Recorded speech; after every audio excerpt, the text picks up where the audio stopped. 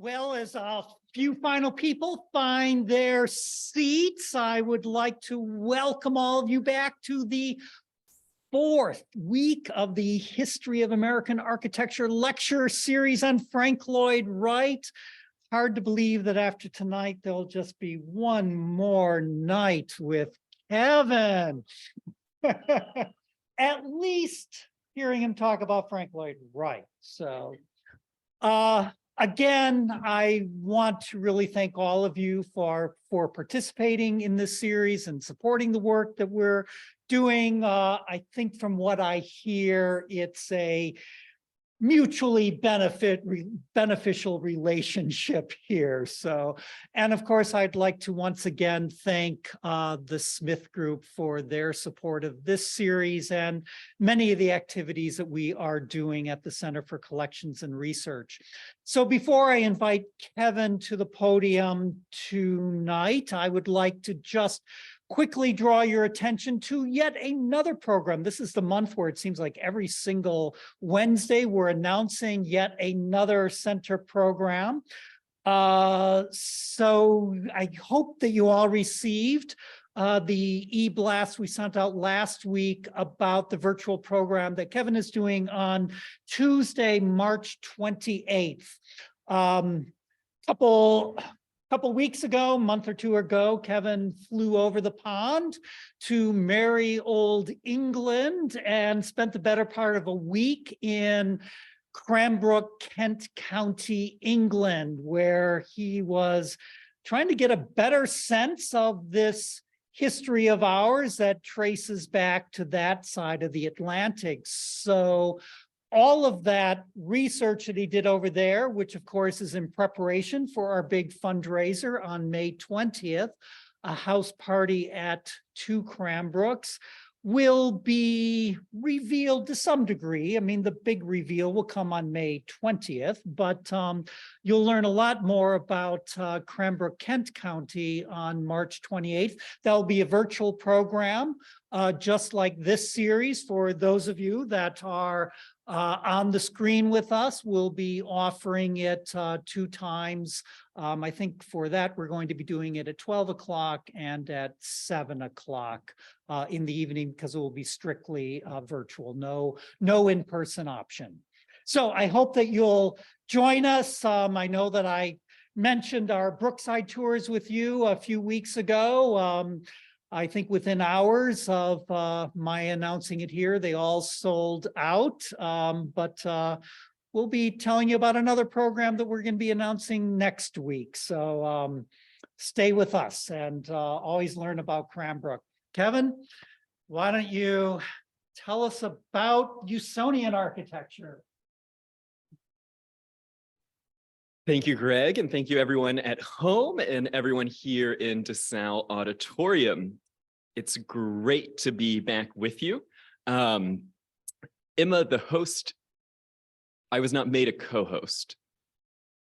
So tonight we'll be talking about Frank Lloyd Wright's, the genre that he's known for. It's the genre that makes him famous. It's the genre that he obsesses over for the rest of his life. And that is housing, and particularly what was called at the sort of era of the Great Depression and World War II, the small house problem. How do we house a country in the throes of economic and social change and with an enormous housing shortage? Like all things with Frank Lloyd Wright, we are going to learn that he was extraordinarily committed to the research and the sort of process of trying to figure out the best solution to the small house problem. It is really not that radical of a statement to say that Wright's work fundamentally changed how Americans live in the 20th century. Last week, we looked at his greatest institutions from the 1930s to the 1950s, from Fallingwater and Johnson Wax to the Guggenheim. Today, we'll be covering the same part of his career, but a totally different aspect. what the English mathematician and architect Lionel March called Wright's Usonian homes, a brilliant galaxy of small and beautiful houses. And they really are a whole galaxy to themselves. There's over 60 that were built in Wright's lifetime. More have been built since. And then if you extend it out to the sort of Usonian principles, there is just an enormous amount of his body of work that falls within the category that we're talking about tonight. We're going to use Broadacre City as a launchpad and framework to understand the Usonian houses, but it's pretty important to make a distinction that Broadacre City as a project was an idea, and the Usonian houses were an idea that came into reality.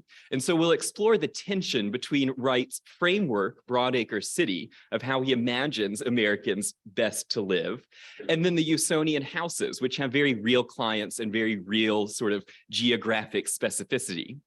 I do want to apologize in advance about the plans. If you read architectural blueprints, I hope they help illuminate the houses we're looking at. If you don't, they might be confusing. And because no one has sort of taken the time to redraw every single Frank Lloyd Wright building to scale and in sort of modern vector graphics, they're scanned from a variety of books. So if you don't quite understand the plan I'm showing you, well, look at the pictures, and I'll try and point out both what we're seeing in plan and in elevation. How Wright is sort of shaping the way that the houses function on the drafting table, and then how that's expressed in three-dimensional space. So where did we leave our hero? Well, Frank Lloyd Wright is sort of at the height of his power when the Usonian projects are being realized. Here we see him in 1953 at the 60 Years of Living Architecture exhibit on the construction site of the Guggenheim Museum. Media would play an enormous part in both the success of Wright's firm, the Taliesin Fellowship, and the dissemination of the Usonian ideas. Wright at this time in 1953 told House Beautiful, "It's no longer necessary for an architect to know construction, he must know journalism." And so we have to keep in mind that everything he's doing is with an eye towards this discerning public. How do you distribute the designs that you create? Now, Frank Lloyd Wright had been concerned with housing since his first projects under Louis Sullivan was to design the Sullivan and Adler houses. But in 1938, in his sort of architectural forum monograph, he had written that notwithstanding all efforts to improve the product, the American small house problem is a pressing, needy, hungry, confused issue. And so when he sat at 60 Years of Living Architecture, the exploration of the show was his entire sort of body of work, but especially the small house problem. Remember, this is a show that began at Gimbel's in Philadelphia, went to Florence, traveled through Europe, Zurich, Paris, Munich, Rotterdam, then to Mexico City, and finally to New York and then Los Angeles. It was a major retrospective of Wright's work, and it was divided into two parts. On one side, you had a sort of open air, canvas covered gallery that's popping up here along Fifth Avenue. And you saw giant photo montages, blueprints, as well as on the table, photographs of different buildings. Once you had experienced all of the sort of history of Wright's architecture, you went into the left-hand side of the exhibit, which was a demonstration Usonian home. Now, what exactly was a Usonian home? Well, Wright claimed that he got the word Usonia from Samuel Butler from a novel, but it's not in any of Samuel Butler's writings. Instead, it is sort of Wright's abbreviation for United States of North America, a way of distinguishing the USA that we know and existed from the Usonia that he envisions and wants to create. It is a sort of an abbreviation, a creation in an era where lots of neologisms and experiments with wordplay were rife. Think of Buckminster Fuller in the Dymaxion House, or think of all the federal agencies and their acronyms. It's a moment of sort of inventing language to express the ideas and values you hold. And so we'll learn about the Usonian Manifesto, just as tens of thousands of people did when they visited the site of the Guggenheim for 60 Years of Living Architecture. They would have walked into a low one-story house made of wood, brick, concrete and glass, natural materials with no paint, plaster, or other finishes. You would be compressed down, turn the corner, and head into a beautiful sort of double height or height and a half space, outfitted with the collection of Wright's granddaughter, Anne Baxter, who loaned many of her artworks to her grandfather's show. Now, just as in most of the Wright houses, he's designed the furniture, he's designed the architecture, he's designed the sort of play of space, and then he holds court, just like at Taliesin. Here with Olgivanna and some of the fellows, it really was a demonstration piece of his architectural theories and beliefs, and he used it as a sort of salon, the nucleus of the family around the hearth, discussing architecture, even in the context of a museum exhibit. And Wright was also participating in how the Usonian project was meant to work. Here he is with his trowel, laying bricks, building the model Usonian home. The homeowner is meant to build this house on their own, or at least sort of contribute their time and energy into the process. And so all of this is sort of filling up Wright's ideas and demonstrating them to the public. But how much can you learn in an afternoon? How much will you retain? Wright, media star, he publishes a book, The Usonian House. And so you take this with you and you learn more about Usonia after you depart from the show. Now, intriguingly, the Frank Lloyd Wright designed Smith House, one of the focuses of tonight, is part of this exhibit. It was just 3 years old at the time, but it had a photograph on display in 60 years of living architecture. Frank Lloyd Wright admired his project here in Bloomfield Township, and so he included it in this sort of sweeping overview of his career. Wright wanted to use his architecture to connect the resident to nature and to reorient our lives in a new direction. And his clients really came to him seeking this sort of missionary zeal. And so here we see the Smith's house in Bloomfield Township, Michigan, about a mile away from Cranbrook, now owned by Cranbrook, in a sort of publicity photo from the 1950s with a horse farm and the house slinking across the landscape. Tonight, we'll see how the dream of the Usonian house was realized again and again by families across the country.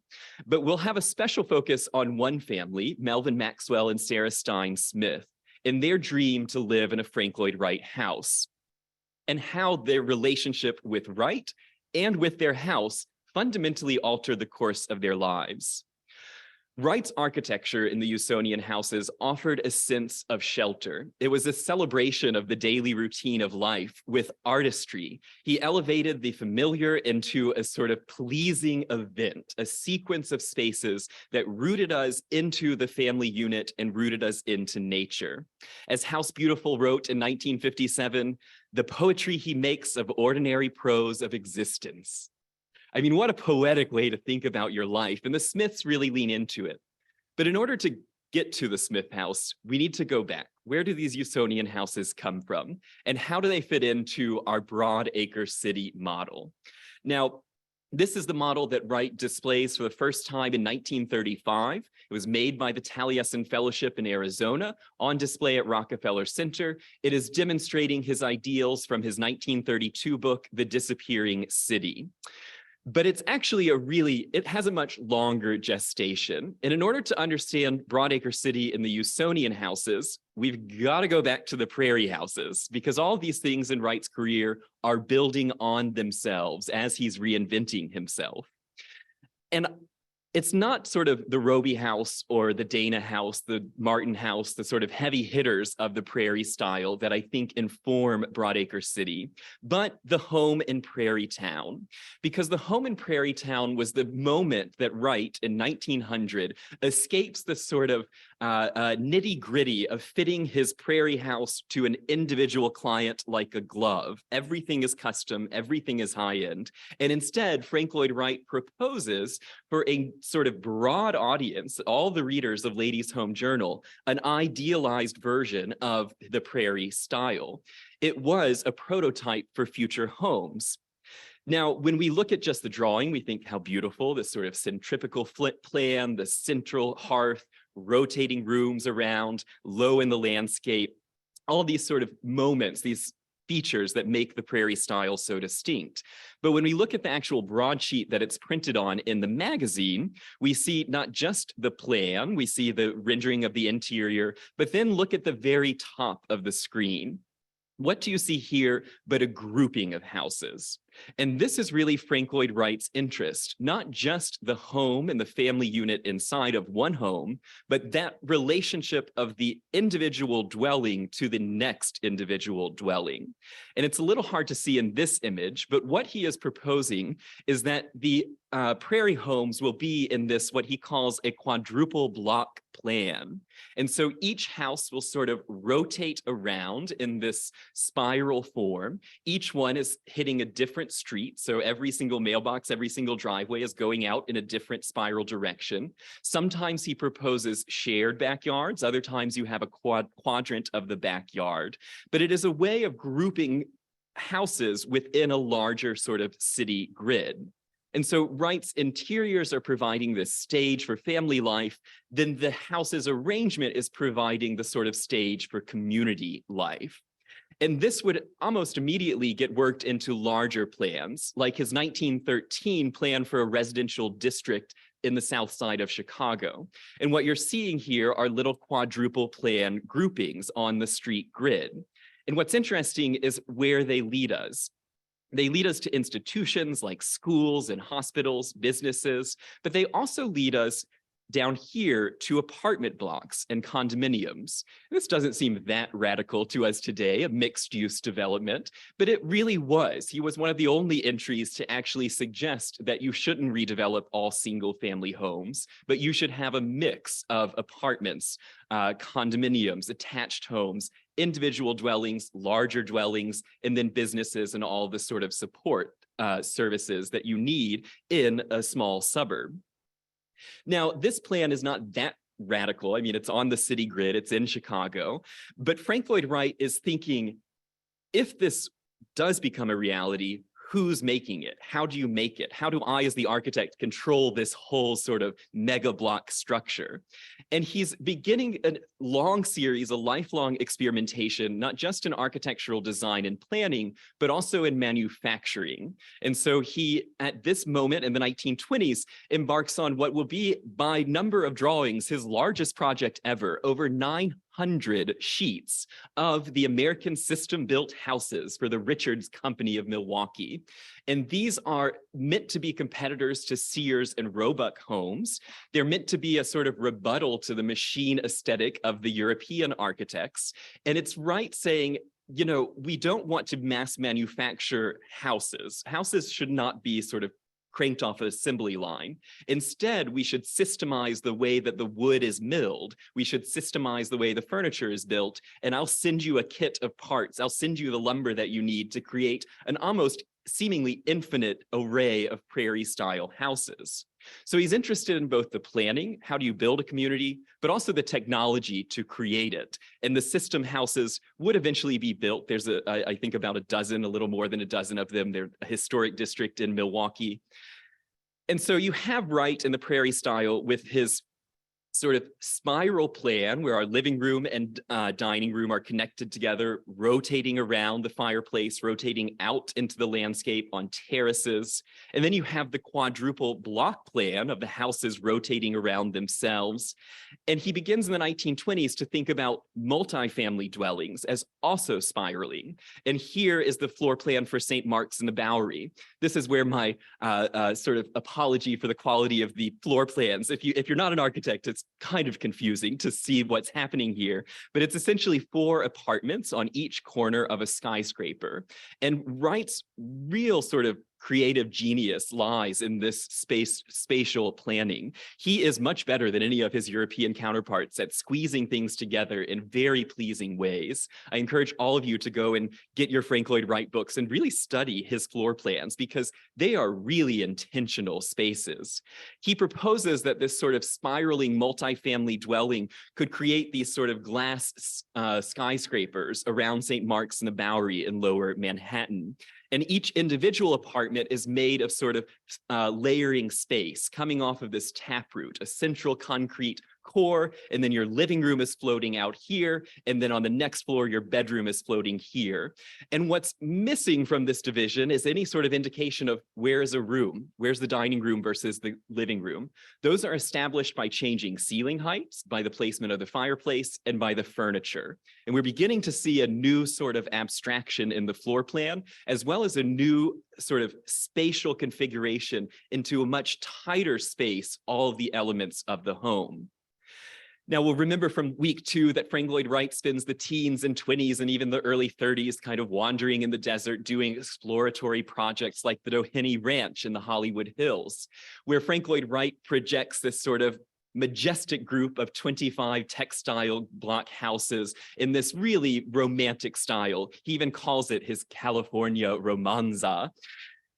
And so when we think about Frank Lloyd Wright designing this type of development, which would be high-end homes at fairly high cost and an enormous amount of engineering work to get them hanging off the hillside, he's really outside of the discourse of contemporary urban planning. And it's not like in 1925, we were in a housing surplus. So he's simply not engaging with the small house problem in projects like the Doheny Ranch.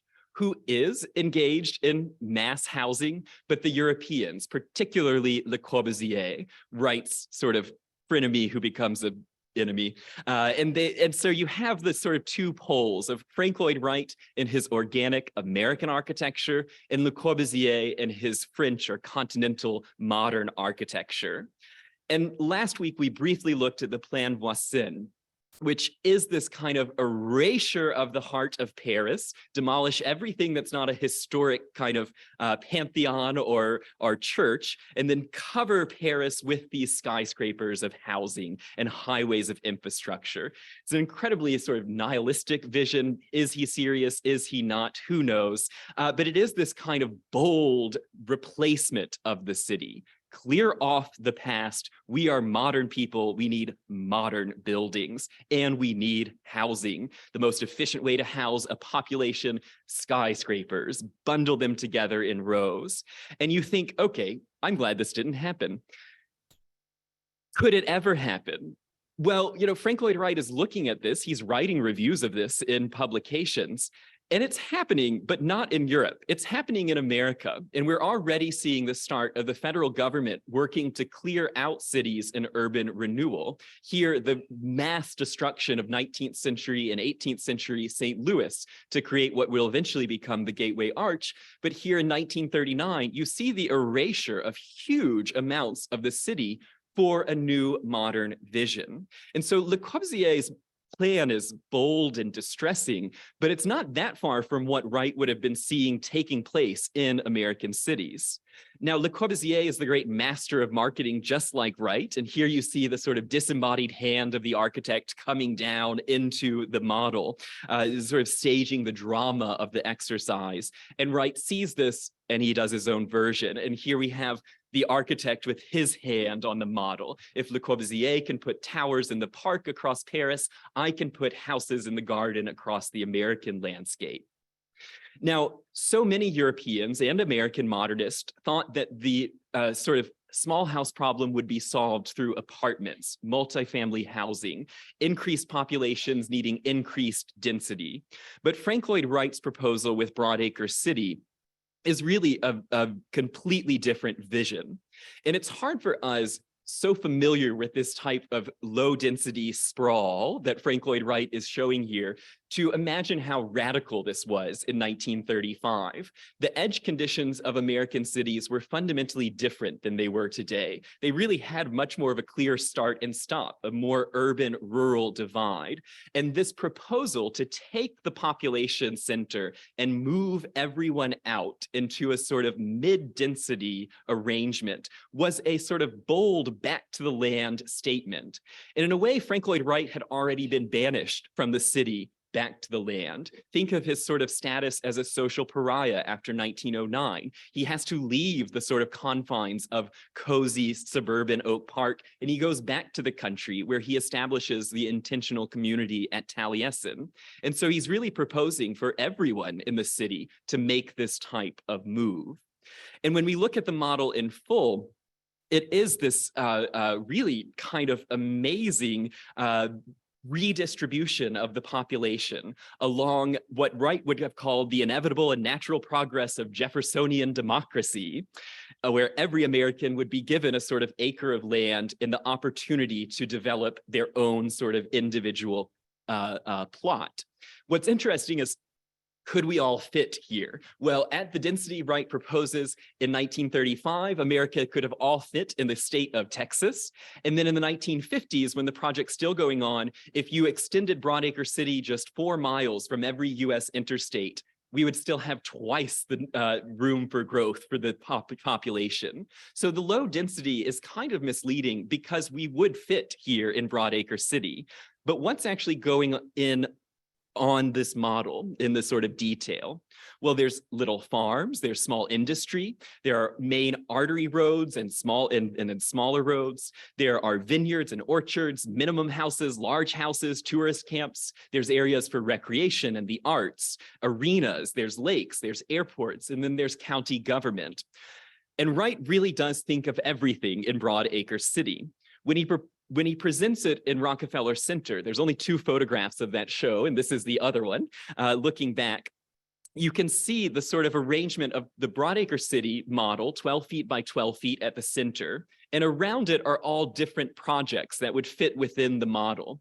You can sort of read Broadacre City as an almost biographical piece where Frank Lloyd Wright is placing the unbuilt projects of the 1920s into this new landscape.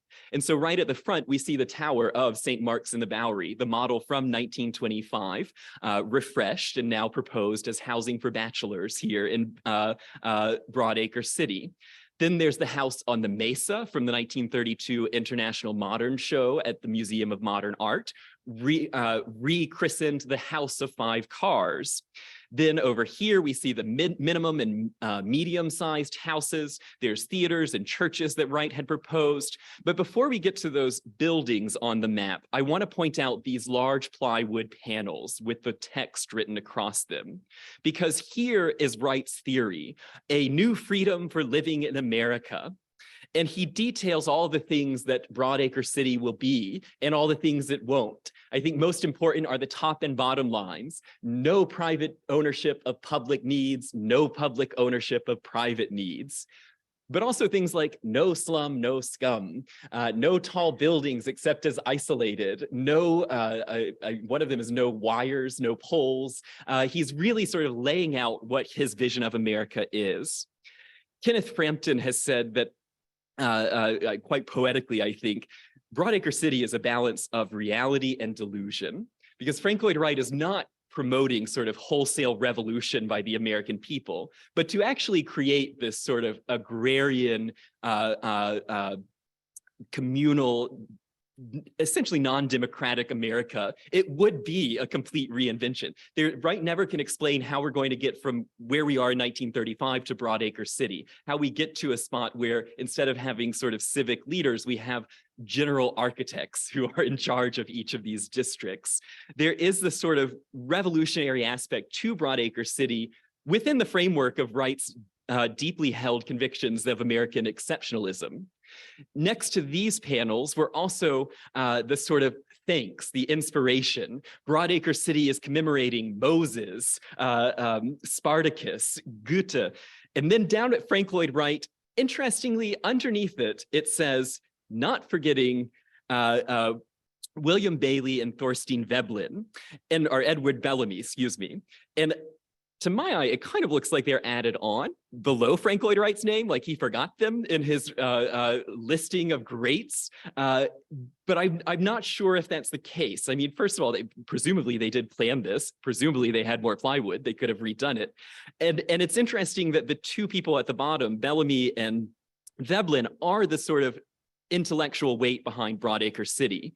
Bellamy in 1888 had written the best-selling utopian science fiction novel Looking Backwards, where he imagines the year 2000, where problems of industrialization and capitalism are solved through social coordination. And then Veblen is who created the theory of the leisure class. And those are the sort of 2 frameworks of Broadacre City. On the other side, you see the required reading, and we have our great beloved Whitman, our Thoreau, our Emerson, as well as Nietzsche is up there. And so Wright is really telling you, this is how you understand Broadacre City. This is what you have to know. The individual buildings are in large part recycled from his previous decades, including the prefabricated farm unit that he had designed for a project in Wisconsin. And it is this sort of streamlined idea of small farming. Everyone in Broadacre City farms for 4 hours a day, works in industry for 4 hours a day, and then spends the rest of it on self-improvement. There is this kind of feudal nature. There is scholars have pointed out that were it actually to take place, there's everyone living in poverty in Broadacre City. I mean, he is not taking advantage of sort of industrialization as a sort of way of freeing the people from the land. Instead, he is tying us more directly back to the land with sort of farming districts like this. But where do you hang out in Broadacre City? There is not a main street. It's a decentralized place. You hang out at sort of classic places of gathering like cathedrals and churches and synagogues, which he uses his steel cathedral of 1926, the inspiration for Ayn Rand's Fountainhead, is in Broadacre City. And on the left, a new project, the roadside market, which anticipate the sort of post-war shopping mall. And it is this sort of fusing of consumerism with community. Intriguingly, Frank Lloyd Wright rages against the mall, and when he visits Victor Gruen's Southland Center in Edina, Minnesota in the 1950s, the first indoor mall, Frank Lloyd Wright says, "Who wants to sit in this desolate spot? We've got a garden court that has all the evils of the village street and none of the charm." But he is proposing here in Broadacre City that we are centered around sort of markets and also service stations. It's a car culture, and so service stations aren't just for automobile gas and service, but also for community gatherings and meeting spaces.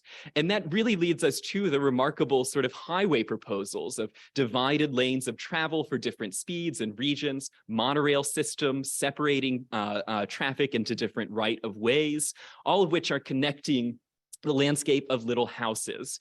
And so what would those little houses look like? We've seen sort of the civic landscape. If you just are looking at this sort of God's eye view, why couldn't they be little colonial houses? And this would have been the fashion of the time. Think of Levittown that will take place after World War II. Everyone wants a colonial house. Modernism never really wins in the domestic architectural scene. And so Frank Lloyd Wright knows that this colonial revival is what he's up against. And so he proposes the cleverly named Broadacre City Colonial Equivalent House. And he's saying directly to the viewer, you know what a colonial has. Bedrooms upstairs, living room, dining room, kitchen downstairs, a car in the garage. My house has the same thing. What's interesting about his colonial equivalent, though, is how I find it's hard to read. It's a little messy. It feels a little overwrought. There's not that kind of clarity that we have come to know in Wright's planning. And even when we look at the medium and minimum houses, which are scaled not by sort of size or income, but by the amount of cars you have. Again, it's a car culture. And so you have a 2-car house, a 1-car house, 3-car, 4, 5. Everything in Broadacre City is tied to sort of mobility and cars. But the houses are a little bit unresolved, I find. Sometimes, though, he is putting in actual houses that he designed, like the Malcolm Wiley House 1 from Minneapolis of 1932. And this house, which is sort of like a little grand falling water, sort of more typical Wrightian colored pencil drawing here, was built for an economist and college dean. And Wright will place the house into Broadacre City. It will never be built. And intriguingly, when we look at the plan, it is a very open floor plan on one side. You have a living room here, a great patio overlooking the sort of Wisconsin landscape. But then the kitchen is tucked back here in the great brick pile. There's no window looking out. And between the kitchen and the living room, there's pantries, there's service cores, restrooms, stairways. It is a division of sort of labor and leisure. This house comes in as too expensive for the Wileys, and so they ask for another design. And here we have Wright's revolutionary move, the birth of the Usonian house with the Wiley House 2, what he calls garden wall. He's lined the whole house up against a single brick wall at the very edge of the property line, maximizing their views out, maximizing the open land here. And then the real sort of revolution, the kitchen is now open to the living room and dining room. And so we have finally the elimination of the sort of service and served spaces that defined Victorian and all homes before that. The idea that the kitchen is a removed space from the space of living. Now, when we look at the design, we still have this sort of gabled roof. We have this low plan, the L shape. And when we look at the actual kitchen itself, it is, I mean, you look out of the kitchen, it's connected in, but it's still that sort of great ceiling with wooden stripes. There are these holdovers from the prairie style within a sort of revolutionary new plan of living. Now, anyone working in the kitchen is suddenly not isolated from the life of the house, but is in a central and open plan. And this is, I mean, what a sociological jump to put the kitchen into the house. And here you see the kitchen connecting into the view. When George Nelson, the great designer and theorist, published his Tomorrow's House, a complete guide for the home builder in 1945, he completely ignores Frank Lloyd Wright. There are no Wright houses in George Nelson's book. Instead, there is one Wright kitchen. And Nelson publishes a view similar to this, showing this interconnected flow of space. And the flow continues straight out into the landscape. Notice how the brick floor continues out through the patio and into the view out into the garden. It really is an amazing sort of advance in Wright's career and in the American house. Now, this commission came in when Wright had no other commissions. Mr. Wiley asked, are you going to be able to build our house? And Wright said, oh, I will try and squeeze you in. When the Wileys come to Taliesin to review the floor plans, they see the letter that they had mailed Frank Lloyd Wright pinned to the wall at Taliesin, and it says, Hosanna, a client. Now, notice the date, though, 1932 to 34. What's happening at the same time? His autobiography. And with the autobiography coming in, and then with Falling Water, the Johnson Wax, Frank Lloyd Wright is about to have a flood of commissions, and he will start building really across the country, and he will not stop for the rest of his life. We have the sort of inklings of the Usonian house. It's getting more refined in these two early projects, but intriguingly, they can't secure financing. The Federal Housing Authority tells the Lusk family that the very uniqueness of your design puts it beyond the scope of our approval. And so you have the government, who is fully funding the suburban expansion of America and fully underwriting all these mortgages, saying this architecture is too weird. It doesn't look like it should stand up. It doesn't look like it will hold resale value. And this will haunt Frank Lloyd Wright for the rest of his career. The first Usonia, what Frank Lloyd Wright calls Usonia 1, is the Jacobs house.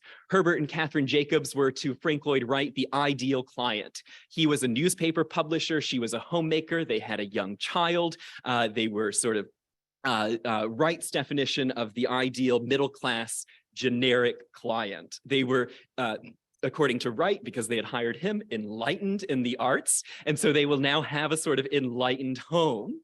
And he says the great problem of most suburban houses is that they are simply tiny mansions in the middle of tiny lots. And he says that a house for the everyman should be appropriate to its lot and appropriate to the scale of the family. So he pushes the whole house up into the top left-hand side of the site. So here you have a great blank wall. The driveway is turning into the carport. Then you have a bedroom tail coming off the end. And Wright has opened up most of the property to what he proposes as a sort of functional garden growing fruits and vegetables.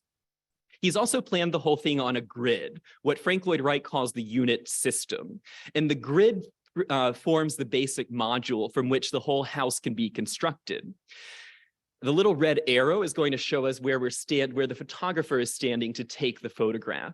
You see the way that now there's no way to sort of sit on a porch and talk to your neighbor because the neighbors are moving fast. They're not in a horse and carriage. They're not walking. They're in a car going 35 miles an hour. So the house is fully closed off to the sort of neighborhood. And instead, the car is our port of entry. We come in and instead of going into a garage or a porte cochere, Frank Lloyd Wright coins the term carport. And you have this sort of reaching out of the roof plane into the automobile and then slipping into the house here. And this great blank wall is made of board and batten construction. If the unit grid of the floor plan is 2 feet by 4 feet, the battens are 1 foot 1 inches, a 1 foot pine board with a 1 inch batten. And this horizontal system is increasing our sort of visual language of the horizontality. It's also a sandwich. It's a piece of pine, a piece of plywood, a piece of tar paper, and a piece of pine screwed together. There are no sort of balloon frame. There's no vertical element. It is a very inventive way of building a house, and everything about Usonia 1 is inventive. Frank Lloyd Wright said that his system would be vermin-proof and fireproof, and that everything could be sort of built on site off of the unit plan. So he would not put dimensions on your blueprint. You simply had to look at the grid, then look at the grid and your concrete floor and design the house from there. This very blank facade, though, opens up on the back to the sort of family units empire, this sort of sitting here above the landscape in a kind of Japanese lantern of space. And you have a very clear distinction between living space on the right and sort of private sleeping space on the right. Living space on the left, sleeping space on the right. And when you go inside, it is this kind of complex navigation through sort of sliding planes where spaces and rooms overlap. And the house kind of has an ambiguity as to its function. The function is implied by the furniture, which is built in. It's reinforcing his quirky wall system. Every time you see a bookshelf in a Usonian house, that is structural. When you see couches that are built in, those are structural. And so there's a logic to the house in its planning and its use. Then as you live in it, if you do things like open the corner doors here, you'll see that they actually open out on the corner. And so they're going to just have the entire corner of the home disappear into the landscape. And if we step back towards the dining room and look out, you see the way that rooms flow together. The plywood furniture that Wright designs for the home, and then this quirky sort of lighting system running down the center. If the prairie houses had been centered on a sort of monumental chimney with pinwheeling around it, the living room was usually quite informal and open, but the dining room was quite ritualistic, stuck in the Victorian sort of social mores of its day. Now dining has become an entirely different ritual. It is much more casual, much more open. And so here we see that the sort of a banishment of formal dining has allowed Wright to open his floor plan even further. And we see that the Jacobs house, our Usonia 1, will become the prototype for the rest of Wright's career. This one little house, which is now a UNESCO World Heritage Site, is the sort of first great modern home of the middle classes. It is a manifesto, and Wright even says, "Here is my Usonian manifesto." Working within the manifesto, you should simplify construction, simplify millwork, have integrated lighting and sanitation. Heating should come from the concrete floor, which is not built on a basement, but on a floating concrete slab. There should be no attic. And attics are places of clutter. Basements are unnecessary damp spaces. Kitchens and bathrooms should be called workspaces and are at the corner of the house. That has efficiency in use, efficiency in linking together the living and private spaces.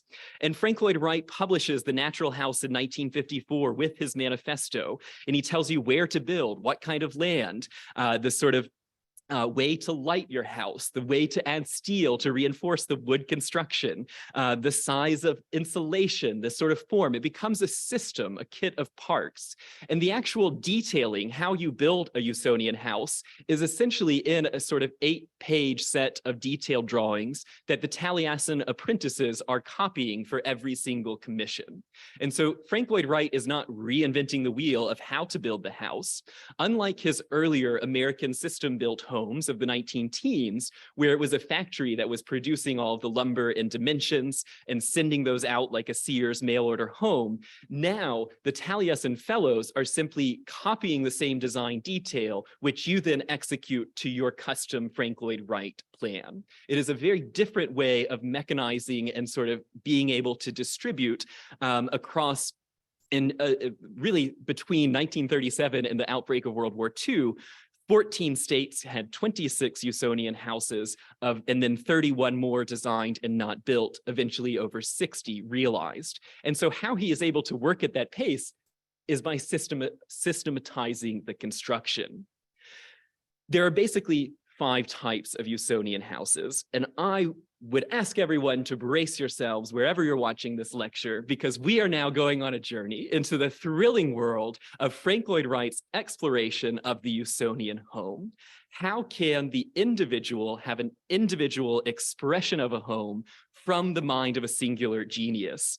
Now, Frank Lloyd Wright is saying individuality is key. That's what makes us Americans. But the intelligent, enlightened individual hires genius for their homes. So there is a similarity to everything that we see here. And the houses can be divided as polywogs or tadpoles. That's what the Jacobs house is, a sort of living room and then an L with the bedrooms. The tail of the tadpole or polywog. Diagonal Usonians, inline Usonians, raised Usonians, and finally hexagonal Usonians. Whichever style you receive from Frank Lloyd Wright, they all include open planning in the living areas, small bedrooms with built-in closets, and zoned areas of maximum spaciousness. They have a sort of consistent relationship of house and landscape, house and terrace, and they expand easily across any different climate.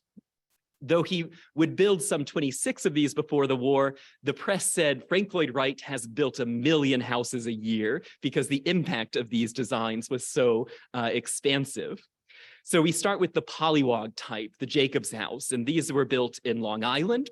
This was the home of Frank Lloyd Wright's publisher at Horizon Press and was built next door to Abraham Levitt and serves as the inspiration for Mr. Levitt's mass market housing. Then the Rosenbaum house in Florence, Alabama, again for a sort of educator client.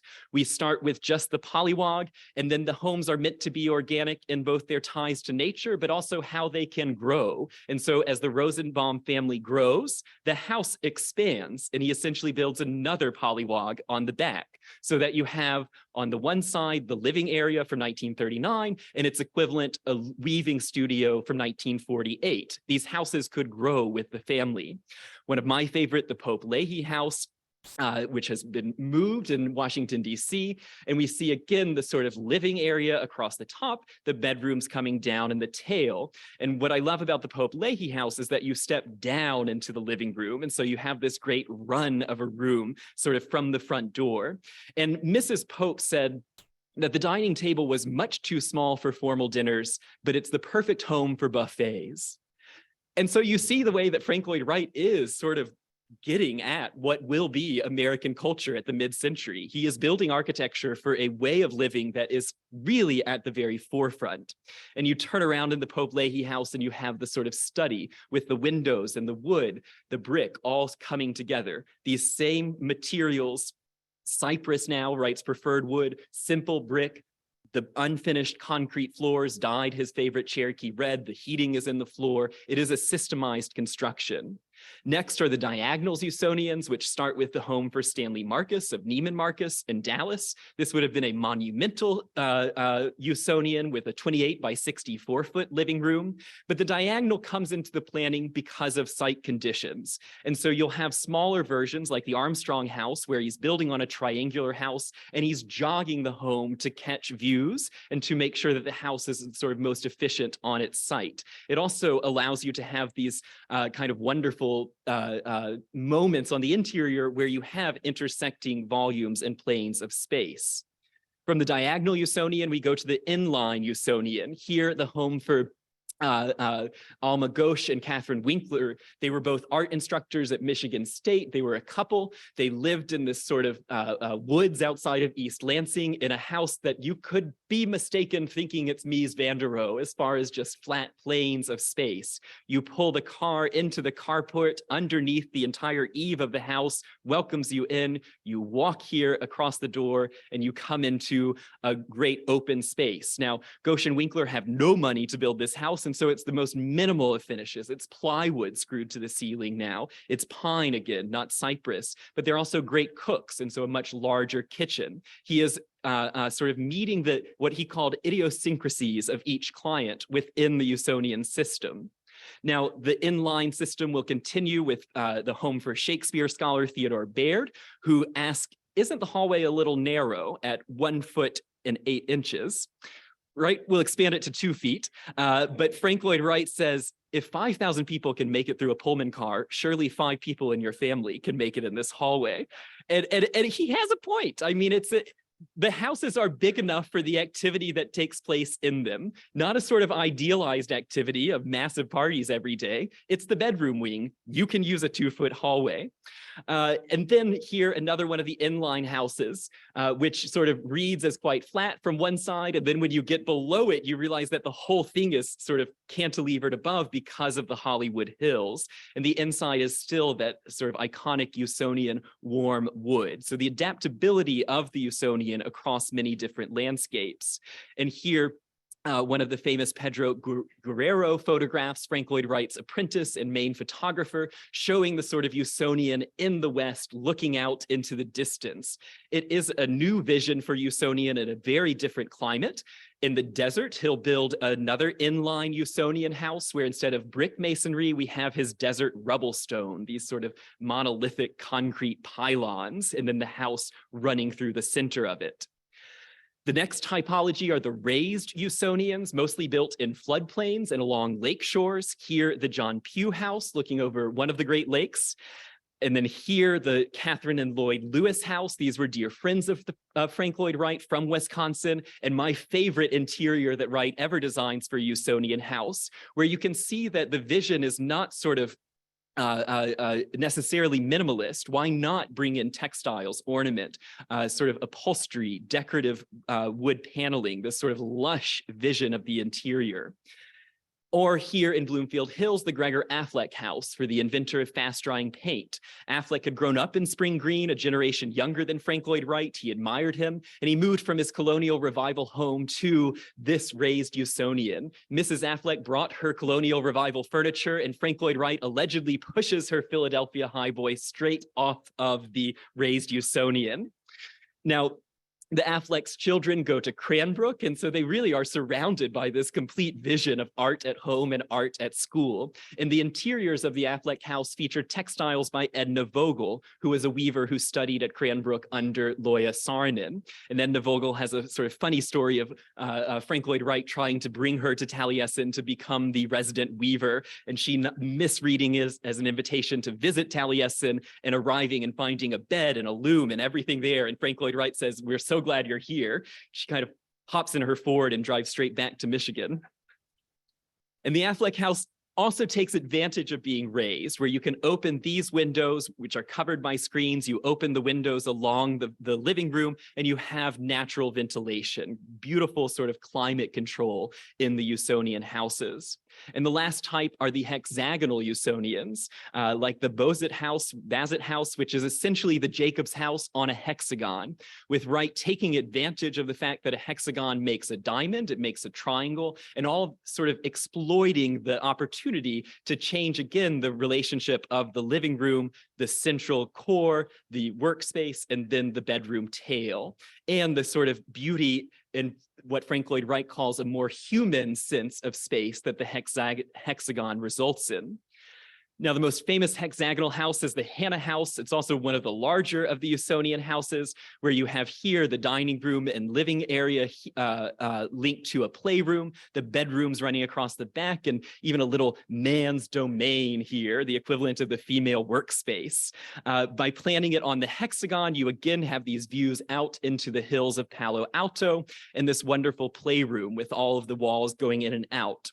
And I found this remark by a reporter who visited the Hannahs, and he said, "I'm surprised that I'm so emotionally familiar with this strange place, to feel so secure without the dark and gloom of restricting walls, a feeling of having space to move around in and somewhere to go." And I think he's getting at one of the great successes of the Usonian houses. They feel comfortable. They feel familiar. You feel that the architecture is taking care of you, that your needs are being met. I mean, one of the most haunting experiences is when you're moving out of an apartment or a house and you look back at the great empty space of your life. And, you know, houses require furniture and things in them. But Usonian houses don't. The architecture is providing for you. An empty Usonian house is essentially ready to move in because Frank Lloyd Wright has thought of every need. He has made the structure and the function integral into one sort of cohesive architectural whole, and all of it is rooted in nature. So many of the Usonian homeowners describe living in these houses as like living in a sort of camp, in a one with nature. Think about it. There's no insulation in your wall. Your wall is a piece of plywood and 2 boards of cypress. Your ceiling is insulated, but only just. You are really in touch with the sort of natural world around you. And then all the heat is coming from the floor. So there's this real earthen quality to the Usonians. You're so connected to the landscape. Now, as the sort of Usonian projects march on, they get bigger and bigger, and they bring us into our sort of next category, the unofficial category of the grand Usonian, where in houses like the Snowflake House, you have wealthy clients who are not building on their own. They are sort of expansive homes and going into the thousands of square feet, and they're more similar to the clients that Wright was dealing with in Oak Park than these sort of professors and upstarts that he had built so many of the Usonians for. So from the Snowflake House to Aldbrass Plantation, which is a variation on a sort of southern compound where the hexagonal plan extends into canting the walls in, and then all the furniture fitting within that hexagonal and canted dimension as well. Or one of my favorite, the Hogan House, Kentuck Knob, which is built by the dairy farmer of the Falling Water of the Kaufman estate. And so he tells Frank Lloyd Wright, "I love Falling Water, I love the slate floors." And Wright says Usonian houses have gravity heat, concrete floors. And Mr. Hogan says, "No, I want slate floors." And so you begin to see Frank Lloyd Wright elevating the material palette, customizing the houses. The Usonians are getting more luxurious. They're getting more expansive. And you have at the very edge of the continent in Carmel, looking out over Pebble Beach, the Walker House, which is it just sold for $22 million. It is Usonia and perfect to its climate. Frank Lloyd Wright now is sort of terracing out the glass windows where the vertical elements stay solid and then the horizontal elements are removable. So you can bring the entire Pacific Ocean breeze into your Usonian house.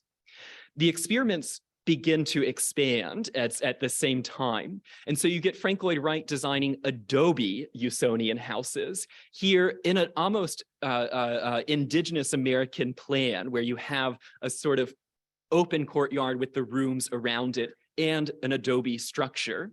This will evolve into the solar hemicycle. The Jacobs family expanded. Instead of growing Jacobs' house, Usonia 1, they build a second Frank Lloyd Wright house. This is pretty common. The Gosh-Winklers commissioned a second house. The Afflecks commissioned a second house. The Jacobs commissioned and actually realize it. But where is the house? Frank Lloyd Wright has built a great earthen berm. It's going to provide insulation, provide climate control, and you get into the house as if you are going into a sort of, I don't know, ancient site here. and you turn the corner and you then see the two-story home reaching out to the sun. And it's placed in such a way so that as the sun moves across the sky from winter to summer, the house is cooled or heated. It is ventilated. You have all the living spaces on the first floor, all the bedroom spaces on the second floor. And you can see the way that the Usonian idea is really expanding well past its sort of initial manifesto. And so in the plan of these solar hemicycles, we're beginning to sort of see the component parts of the Usonian houses shifted around. And there's a whole series of solar hemicycles, including this one in Illinois for a World War II veteran who was disabled. And so Frank Lloyd Wright designs the entire house to be accessible from his wheelchair. And so all of the switches are lower, the doorknobs are lower, the surfaces are lower, the hallways are wider. And you have Frank Lloyd Wright, half a century before the American with Disabilities Act, building an architectural response to the sort of distinct needs of the client. Again, demonstrating the way that the Usonian system can fit all different types of needs. For his own children, Wright designs two very quirky Usonians, this one which is shaped sort of like an eye for his youngest son, Robert Llewellyn, which has this great eye-shaped living room in the center. And notice that, again, the furniture is mirroring the shape of the architecture. And then from down below with the prow sort of popping out of the Maryland hills. Across the country for his older son, for David Wright, he designs this sort of circular Usonian, where we move up the ramp, this flow of space, this very sort of, Le Corbusier loves his ramps, Frank Lloyd Wright loves his highways, and here we get this Usonian that is all movement of space. And then on the inside, it is a new sort of luxurious grammar. And after World War II, Frank Lloyd Wright is more prolific than he's ever been, designing more houses than ever, but he's also beginning to give each house its own grammar. And he's losing that sense of sort of experimenting within a kit of parts. And the houses become more sort of stylized performances. They become stranger, more distinct. This mirrors his celebrity in the publication of the houses, which is only getting more and more attention. But the houses are also a little bit less adaptable. You look at this and you think, I'm not quite sure how I would use this to inspire my own Usonian house in a way that the earlier visions really were, I think, adaptable. The greatest of the grand Usonians was actually the first, the Herbert Jacobs house, Wingspread. The same, Herbert Johnson house. So for the same man who built the Johnson Wax Administration Building and Research Center, Frank Lloyd Wright designs the family compound. And it, unlike those sort of later Usonians, which have begun to go off on their own new direction, here we see the Usonian at its largest scale. This is the 5-car house of Broadacre City. And at the center of this sort of pinwheel design is a great sort of teepee of space, where the living area, again, is open, flowing concept, one-story home.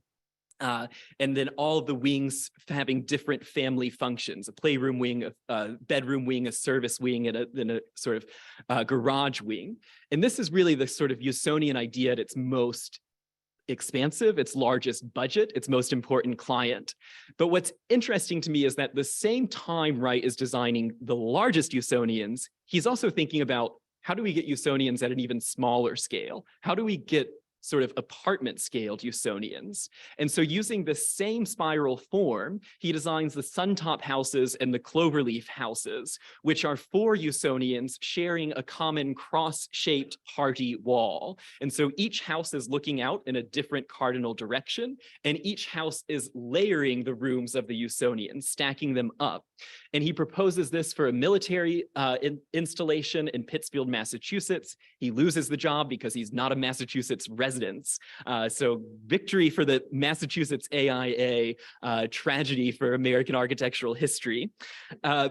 But he does eventually, or he already had proved the concept in Ardmore, Pennsylvania, with what he called his Ardmore experiment, the Suntop homes. And here we see the sort of pinwheel of space where all of the rooms are stacking on each other in 4 distinct areas in this sort of ship-like interior, the Usonian for a new market. Now, there's only one of the Suntop homes that was built, but Wright is still thinking of his Usonian projects as always belonging to a larger community.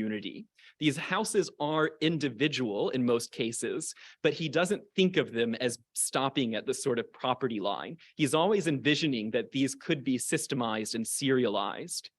And he does design a number of larger neighborhood developments. In Michigan, there's two of the most important. Usonia 1, which is not developed by a cooperative of Michigan State professors, including Goschwinkler, and then the Galesburg homes in Kalamazoo, near Kalamazoo, which were built with only a few Frank Lloyd Wright houses. But what's interesting about Wright's planning here is that he's doing perfect 1-acre circular lots. And so because it is a cooperative, what you have is this kind of membrane that moves between the circles of collectively shared natural land. And so the boundary, I mean, how do you know where your circle starts and ends? He is saying that we share nature, our houses are in nature, and we coexist within this sort of peaceful development. In Detroit, off Jefferson Avenue, he also proposes the cooperative homesteads for factory workers. This project was amazingly far down the road. The site was cleared, ground was ready to be broken, but again, he can't get loans from the FHA. Here, the houses were not sort of standard Usonians, but they were meant to be earth berm Usonians. And so you see the ground raising up towards the center of the house, and you have essentially the carport in the center, and then the windows looking into a single room with bedroom and workspace behind, and these sort of low, hunkered down Usonian earth houses in Detroit. And here you see the family sitting, enjoying their built-ins, looking out in the garden. What's interesting about this project is it's killed because they can't get the loans. They also don't want to be farmers. And Frank Lloyd Wright keeps insisting that they have cooperative farming as part of the project. And these are actual factory workers already. So the project ends up not being executed. But very near this site, we will have a great modernist contribution to the history of architecture with Lafayette Park and Mies's vision of sort of housing the small house problem in steel and glass. And I think it's very interesting to look at the difference between sort of Wrightian space and Miesian space, between organic architecture and high modern architecture. To Mies, architecture is really the sort of distillation of form into its purest structure. For Frank Lloyd Wright, it's all about adventure. It's all about nature. It's space and light and climate and movement. I certainly prefer one to the other. Now, what's interesting about it is that while Mies is building this house for sort of at-rate housing, the government is already building housing to solve the small house problem. And in Detroit, we have Herman Gardens, which are government subsidized homes for people, starter homes. And so you have the start of government intervention into housing, and you have people like Melvyn, Maxwell, and Sara Stein Smith, who are moving into Herman Gardens. And I think if Frank Lloyd Wright could have had his way, he would have been building Broadacre City instead of these sort of colonial row houses. And Melvyn and Sara Smith are a fascinating couple. This is the story of the sort of Smith House tour. And so you'll have to come and take a tour or watch one of my online virtual tours to learn more about the details of this remarkable couple. But they are living in Herman Gardens, and they learn about Frank Lloyd Wright through a class at Wayne State University. And Mr. Smith, his eyes are open to the potential of Usonia, the potentials of Broadacre City, the potential of living in a home that is also a work of art. The Smiths develop a passion and a plan to try and get a Frank Lloyd Wright house. They look at the Jacobs house. It was a house for $5,500. Maybe they could do that too. Here we see Sara Smith at Taliesin in the 40s, where through a kind of just remarkable gumption, they meet Frank Lloyd Wright and they ask for a Usonian house. He designs them a polywog form, a tadpole form with a living room on the left and a tail of bedrooms. And the Smiths will sort of scrimp and save and do everything in their power in order to eventually build this house. At first, they took it to a contractor, and the contractor said that will be several tens of thousands of dollars to build. It's the post-war period. And so they go back to Frank Lloyd Wright and they say, how are we going to do this? The house is too expensive. It's not a house for $5,000. And Frank Lloyd Wright looks at Melvyn Smith and sort of says, you wanted to be an architect, build it yourself. And I think in a lot of ways, the Smiths are emblematic of Wright's ideal client for a Usonian house, because here they go. They end up with the property in Bloomfield Township, not because they wanted to live here, but because of anti-Semitic deed restrictions. So they have to buy directly from the horse farmers nearby. They are teaching in Detroit public schools and then coming up on nights and weekends to clear the site. Here you can see the young men that they would meet on construction sites, and they'd say, we're trying to build a Frank Lloyd Wright house. Do you want to come? They couldn't pay them what they were owed, and so they would pay them in payment plans for the next decade. But there was just a sort of enthusiasm to clearing the land, to building their sort of agrarian vision. Mr. Smith here clearing the site, tying out the string to be able to pour the concrete. The whole family is roped in. Here's their son, Bobby Smith, moving the wheelbarrow around. And we begin to see the shape of the house coming into fruition, this floating gravel bed, which has the pipes running up and down, which will provide the gravity, the radiant heat system. And then once the pipes are laid, the gravel is down, we then coat it with the finished layer of Frank Lloyd Wright's Cherokee red concrete. And what's scored into the concrete, both to prevent it from cracking, but also to provide the construction, is the unit grid. This is the system that now they can go and they can start building the bricks based off of the grid on the concrete floor. And you can see here the young men are lifting into place the steel beam that will support the cantilevered fireplace. That brick column on the left will eventually be knocked out. And Frank Lloyd Wright has sort of dozens and dozens of clever turns of hands, of architectural sleights, to be able to create rather dramatic architectural moments on an extraordinarily non-existent budget. As the house progresses, the roof is then attached to these brick piers. Frank Lloyd Wright was inspired by Japanese craftsmen who would build the sort of columns, the roof, and then build the walls under that roof and tilt them into place. And so that's what we have the Smiths doing here. Now, in many occasions, a Taliesin fellow would have been on site to help out, but the Smiths could not afford that. They could not afford to have someone here, so they were doing it all themselves. But the way that these houses are detailed, I already mentioned there's a common set of detailed drawings. There's also a process that Frank Lloyd Wright has. He's the master architect meeting with the clients. His closest associates are doing the sort of design work. And then he has 70 apprentices down there working on all of the different drawings and communicating with the Smiths on how to actually create their vision.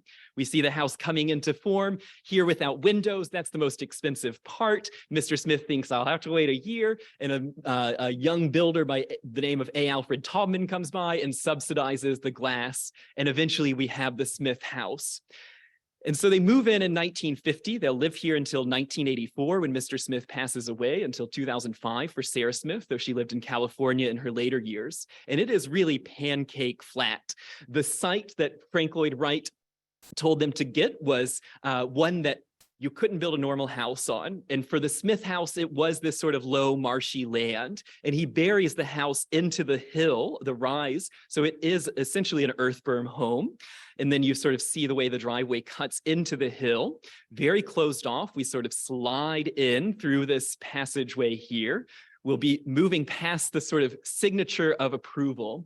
Melvyn Smith had wanted to be an architect, but his family couldn't send him to architecture school. His older brother had been to dental school at the University of Michigan. They're this huge first-generation Jewish family. There's no money to send Melvyn to architecture school.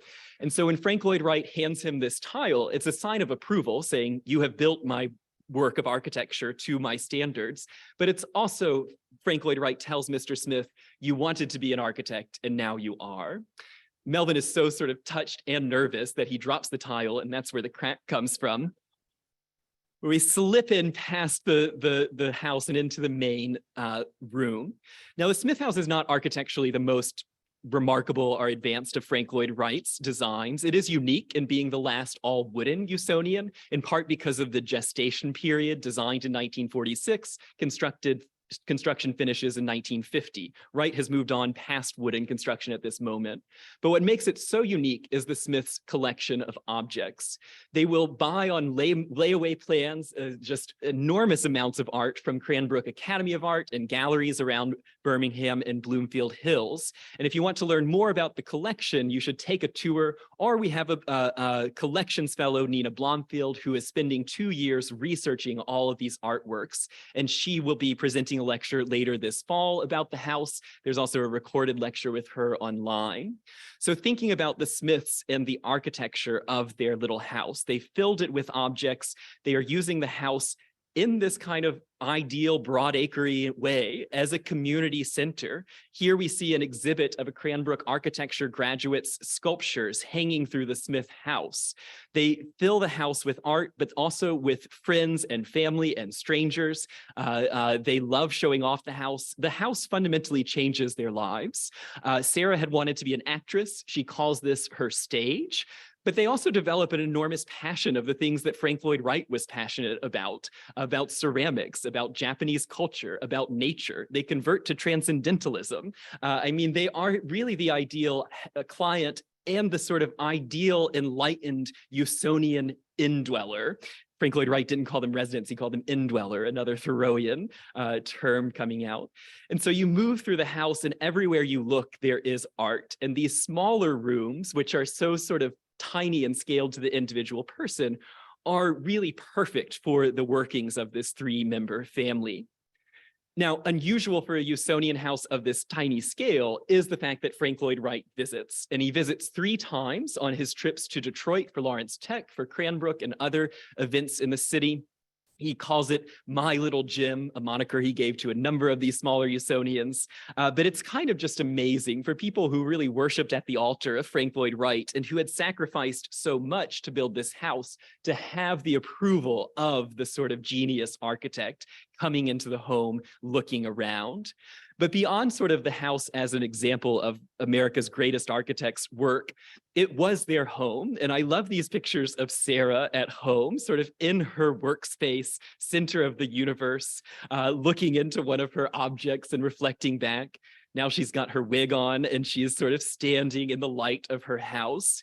And what we can see through Cranbrook archives, which now have the Smith family papers, is really the example of a Usonian house that becomes a home, that is lived in, that it really is the total vision of Frank Lloyd Wright at the scale of a single couple who fill the house with art, fill the house with love, fill the house with people and events, and they create these relationships that last for decades as they are living in a sort of perfect world designed by Frank Lloyd Wright just for them. These Usonian houses by Frank Lloyd Wright really express the family values inside. I think the Smiths are unique in what they do with it. I think Frank Lloyd Wright would have been horrified by the sort of post-1970 moment when the house just explodes with art, but that's okay. It's the Smiths' vision in a Frank Lloyd Wright house. For Frank Lloyd Wright, though, the ultimate goal of the Usonian house was a celebration of family coming together, a sort of small, informal, easy to maintain vision of American living. And you can really picture the Smith house situated within Broadacre City. If the Prairie houses were presenting a way of sort of rooted, centered family life before the First World War, the Usonian house presented the way forward into the future. And the great difference between sort of the Usonian houses like the Smith house and Broadacre City is that one is reality and one is a dream, one is a vision. Frank Lloyd Wright didn't think that you could have organic architecture without a society that becomes organic. As he's designing Broadacre City, he's designing a new world, a new sort of American vision. And the individual expressions of Broadacre City, these Usonian projects, become microcosms of his larger experiment. But he wasn't done experimenting. And so he's still sort of testing out ideas like an all-steel house or the Usonian automatics, which are made by the homeowners casting their own concrete blocks in forms that they rented from Taliesin. Here, the Dorothy Turkel house in Detroit, made for the heiress to a parking lot fortune, the most perfect client for an all-concrete house.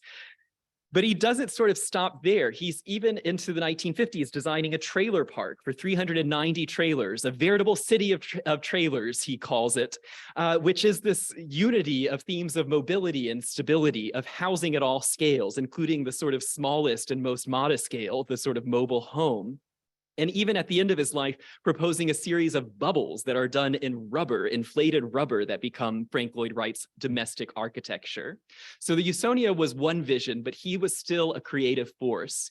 And in 1958, he redesigns Broadacre City for the last time. He now christens it the Living City, and it's an especially sort of strange end to Frank Lloyd Wright's domestic career, because everything that's odd about Broadacre City, it's sort of agrarianism, it's genteel, non-revolutionary socialism, is still there, but now we have the introduction of real technological know-how, these helicopters in a Wrightian style that are landing next to our sort of St. Mark's in the Bowery Tower, next to these designs that have been percolating for 30 years. But it is a weirdly anachronistic vision, because as we look at the drawings, you see here stucks of wheat that are standing in a field.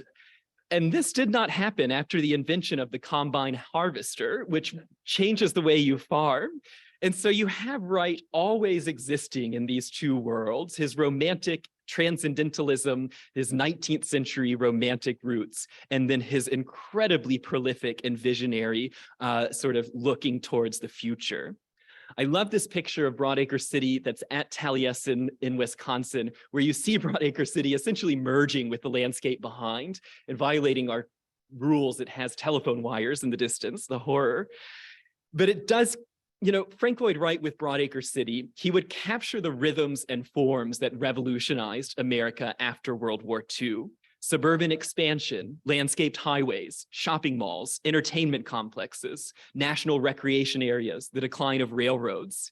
He didn't cause these changes, nor did he really validate them with Broadacre City. Instead, it shows the extent to which Wright felt the pulse of the American people and really was concerning himself with something that most other architects weren't. He is building Broadacre City. He is building Usonian houses, and both are really striking showcases of Wright's lifelong commitment to the idea of an architectural landscape in the public realm, where a world of natural beauty, human interaction, and architecture could come together fully in this cohesive vision. Thank you, everyone.